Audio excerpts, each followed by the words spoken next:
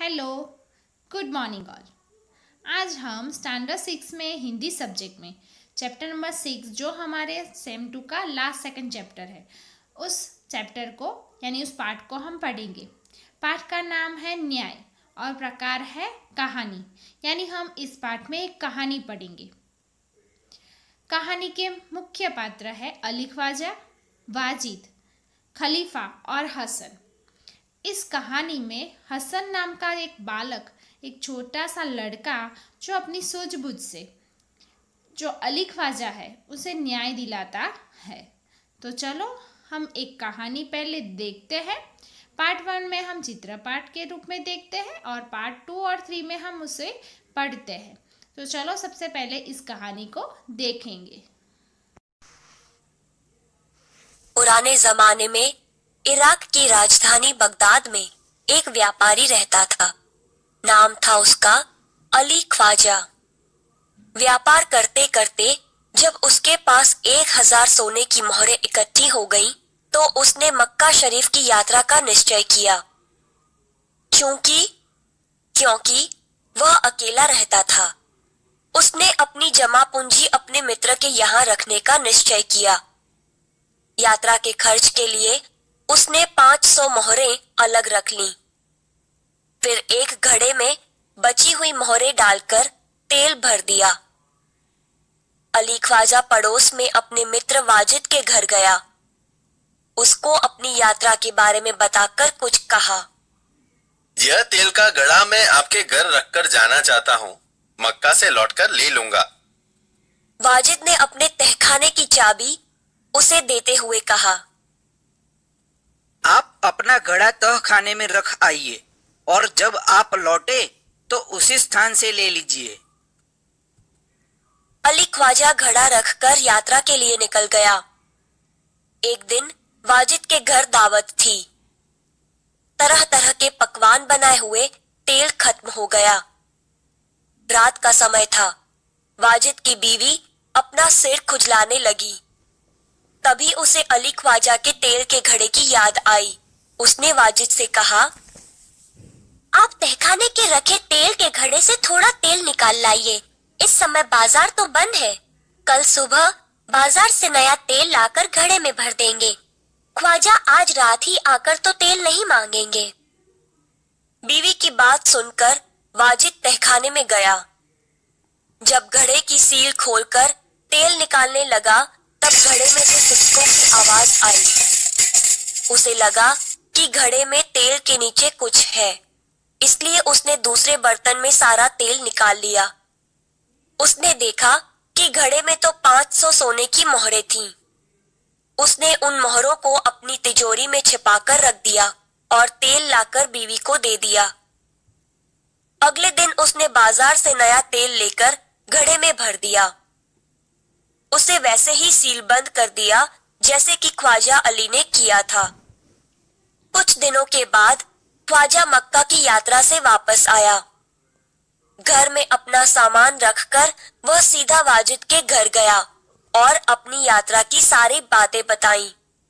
फिर तेल का घड़ा लेकर वह घर आ गया।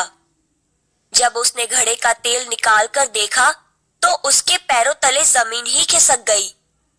वह सिर पकड़कर बैठ गया क्योंकि उसमें एक भी सोने की मोहर नहीं थी। वह सोचने लगा, अब क्या किया जाए।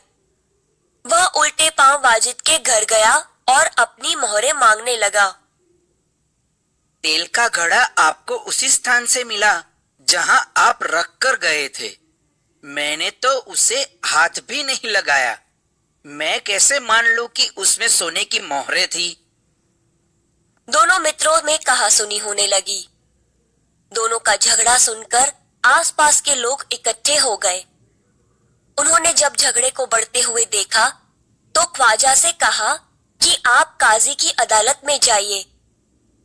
वह ही आपके झगड़े को मिटा सकता है। ख्वाजा ने काजी की अदालत में अपनी बात रखी, परंतु पक्के सबूतों के अभाव में उसे वहां से निराश लौटना पड़ा। तब उसने बगदाद के खलीफा के यहाँ अपील की और न्याय मांगा। खलीफा ने उसकी अपील स्वीकार कर ली। खलीफा ने सारे मामले पर विचार करने के लिए कुछ समय चाहा। 1 सप्ताह बाद का समय सुनवाई के लिए दिया गया। ख्वाजा और वाजिद का किस्सा अब प्रख्यात हो गया था। खलीफा एक दिन अपना वेश बदलकर शहर में घूम रहे थे। तभी उन्होंने कुछ लड़कों को न्यायालय का खेल खेलते हुए देखा। वह छिपकर उनका खेल देखने लगे।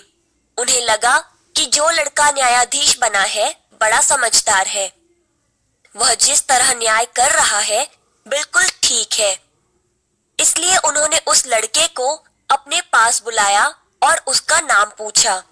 खलीफा ने कहा, मेरा नाम हसन है।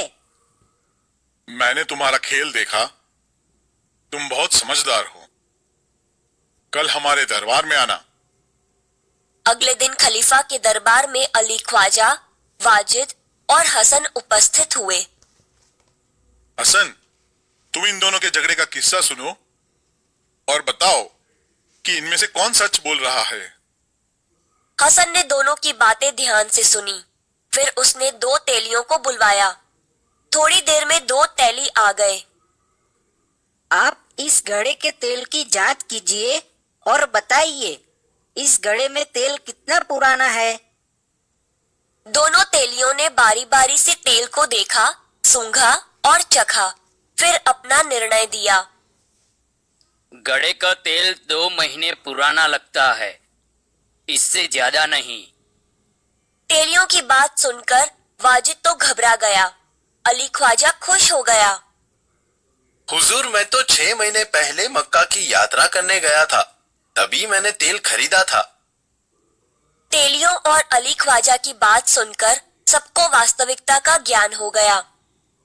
खलीफा को न्याय के लिए सबूत मिल गया था। खलीफा ने हसन को धन्यवाद दिया और वाजिद से कहा, आपने अली ख्वाजा के घड़े से तेल और मोहरें निकाली है। आप उन्हें वापस कीजिए और चोरी और विश्वासघात के अपराध की सजा भुगतिए। खलीफा ने हसन को बहुत सारा पुरस्कार दिया।